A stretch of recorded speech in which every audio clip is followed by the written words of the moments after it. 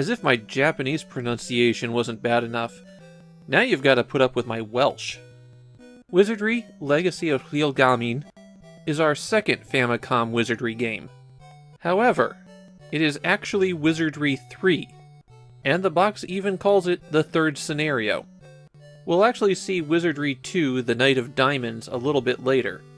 And in the US, the NES versions of Wizardry skipped over this one and went straight to Wizardry II. To make matters worse, a lot of Japanese fans refer to this game as Wizardry II, although the 2 only exist in the katakana spelling out of the name. So the second Famicom game is the third Wizardry game, but we're going to get the second Wizardry game, even though the US only got Wizardry 1 and 2. Do we have it straight? Okay. When this game was released, it was a very big deal in Japan. Obviously, not Dragon Quest levels of mania, but the advertisements were essentially just Wizardry and a date. That was all Japanese fans needed to know. The thing that you really have to know about the first 3 Wizardry games is that they're not really separate games. On computers, you got Wizardry 1, Proving Ground of the Mad Overlord, played through that and you had your party still saved on the discs. And then Wizardry 2 and 3 were actually expansion packs.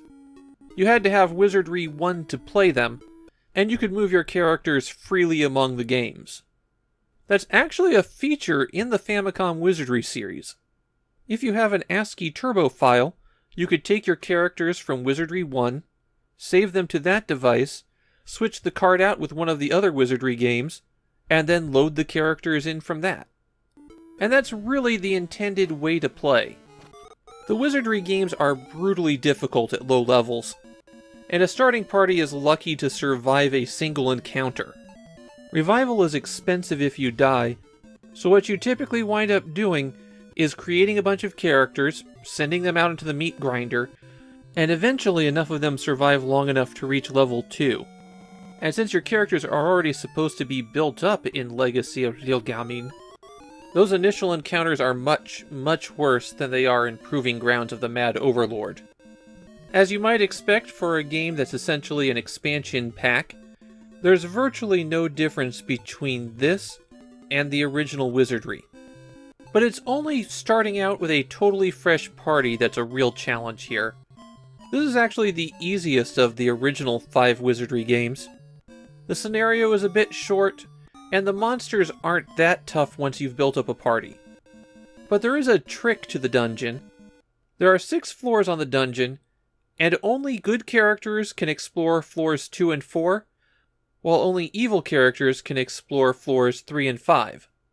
So you essentially have to build up 2 parties in order to complete the game. Now you might be thinking, well, I'll just build a party of neutral characters, since the 3 alignments in Wizardry are good, neutral, and evil. But neutral characters can't be priests, and you need a priest to heal. So while that's technically possible to beat the game with just neutral characters, it is going to be extremely difficult on you. Similar to the first Famicom Wizardry game, Legacy of Llylgamyn has a complete English version on the cart as well as Japanese. You can switch everything over to English from the options menu on the title screen.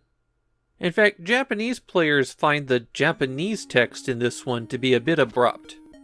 One positive change from the first Wizardry game on the Famicom is that all of the event triggers are visibly marked on the ground, so you can see the spots where something will happen when you walk on it. One strange thing in the box for this game is that it comes with one of 15 trading cards. Or at least I think there's 15. That's as many unique cards as I could find. The cards are just illustrations of monsters, and the back has a description of what they are. My copy came with a Delph. Now I haven't spent a whole lot of time on the game mechanics for Wizardry. That's because I went very in-depth on them in my original Wizardry video. And that video covering just the basics of the mechanics wound up being one of my longest Famidailies. You can go back to episode 292 if you want information on how to play Wizardry. For such foundational games, it's actually kind of difficult to get your hands on copies of the original Wizardry trilogy, except for the Famicom versions. And it doesn't hurt that these ports are some of the best ways to play the original trilogy. This is a really good port of Legacy of Llylgamyn, and I think the only thing it lacks is a convenient character disc for transferring between games. The barrier to entry is high, and if I'm being 100% honest, Wizardry probably holds up the least well of all of the classic 80s RPGs. But if you want to check out state-of-the-art gaming from 1983, then this is a good way to do it.